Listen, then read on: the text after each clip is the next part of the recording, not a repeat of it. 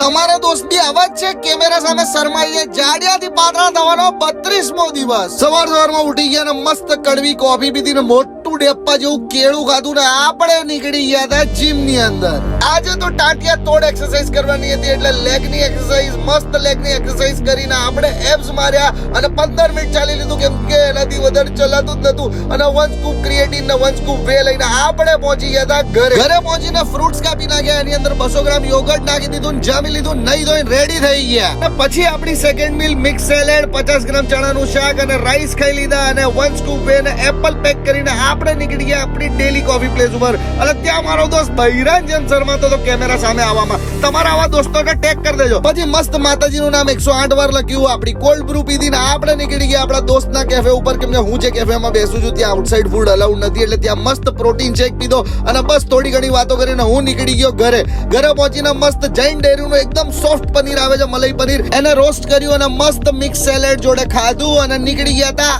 Techno party ની અંદર. ત્યાં જોઈને જોયું તો હું પહેલા પહોંચી ગયો તો કોઈ આવ્યું જ નતું અને પછી ક્રાઉડ આવ્યું ને એ નાચ્યા છે અને જો હું કેવા લાગુ છું કમેન્ટ જરૂરથી કરજો. પછી બસ મારા દોસ્તોને મળવા આવી ગયો કેમ કે સેટરડે નાઈટ હતી ને બસ મસ્ત ઉનો રમીને દિવસ પતાવ્યો. તમે ફોલો કરો લ્યા.